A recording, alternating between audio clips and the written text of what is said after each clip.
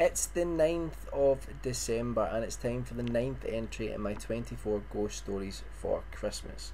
This time round we're talking about the 1979 adaptation Schalken the Painter, which was made for a programme called Omnibus for the BBC. Omnibus had already given us like great classic ghost story whistle, and I'll come to you. Schalken the Painter is based on a short story by Sheridan Le Fanu from 1839. The short story itself is pretty close to what we get in the BBC adaptation. Le Fanu was regarded as one of the great ghost story writers of his time and did a great deal to promote the ghost story genre in such a way that it did become so popular in the coming years. So, Schalken, if I can even say it properly, Schalken the Painter is about Gottfried Schalken, who was a real life painter.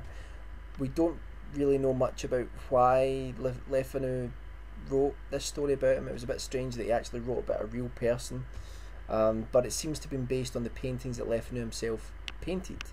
The story is about one of those paintings. The story starts off, it's narrated by Charles Gray, who just has a fantastic voice, and he tells us this story about this painting, and we see the painting, we see that there's a horrible event taking place in it, but we don't really know exactly what's going on, and it's about how that painting came to be and why Schalken created it. It follows Schalken at the beginning of his career. He's a poor artist who is trying to learn from a much more reputable artist called Dow. Dow has a decent reputation as an artist and is trying to teach Schalken. He's taking Schalken under his wing. Schalken, although in the beginning he really wants to be like Dow, eventually he really just wants to completely outdo Dow to the point where his master won't even be remembered. Schalken falls in love with Dow's niece, Rose, and they want to marry, but they have to keep their love affair secret from Rose's uncle because Schalken is poor, has no reputation, and knows that he would not be granted Rose's hand in marriage.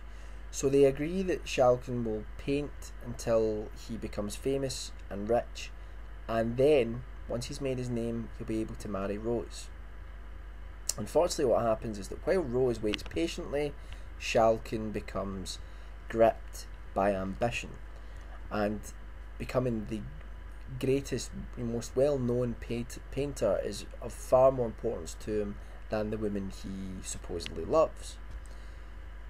At the same time, a very, very spooky aristocrat visits Rosie's uncle and asks for Rosie's hand in marriage.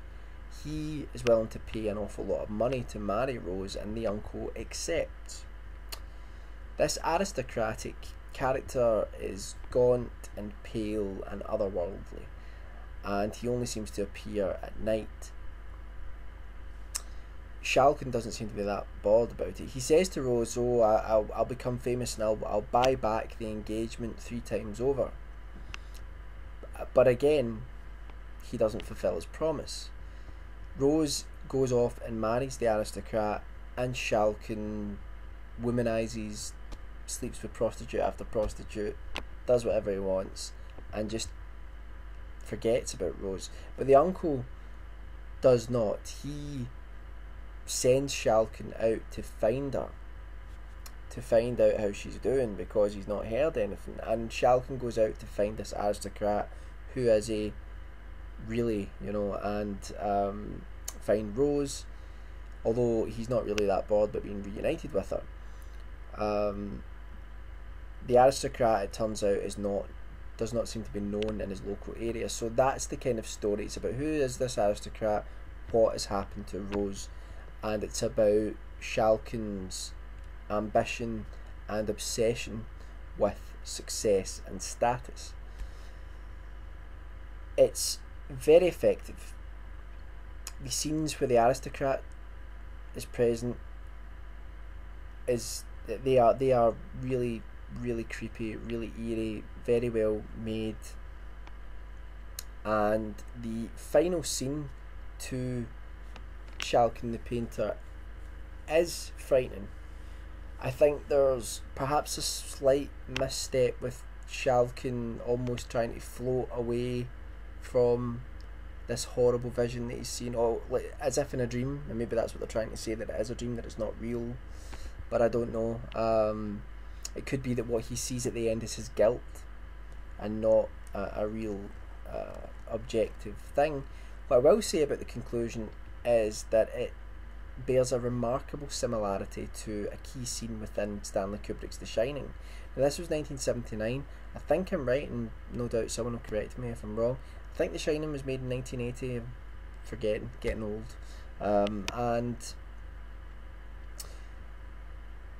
the scene is so reminiscent of it, it's so similar that I wonder if Kubrick watched this TV adaptation, because he spent a lot of time in Britain, or had someone perhaps seen early footage from the set of The Shining and put this in Schalken the Painter. It's interesting because they are so very similar. Anyway, that's Schalken the Painter. It's very rare. It's really difficult to find. There are no real legitimate copies of it, I don't think, out there. So, if you look around, nudge, nudge, wink, wink. I don't even know if it's going to appear over there. It's on YouTube. Go and watch it. Go and watch it. Check it out.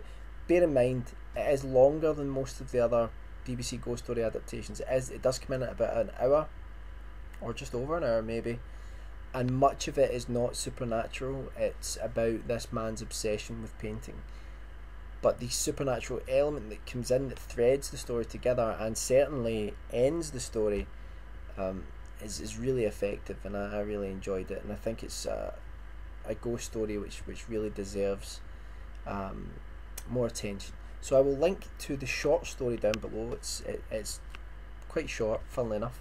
I'll link down to that because the story itself is great, and Lefanu's brilliant. If you want to check him out, his work's fantastic.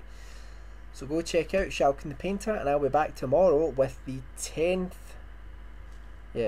entry in my 24 ghost stories for Christmas. You know, this festive period's really doing me badly because I am putting on some amount of weight. Oh, can't wait for January, and I'll lose it all and stop being a fatty. I'll see you later.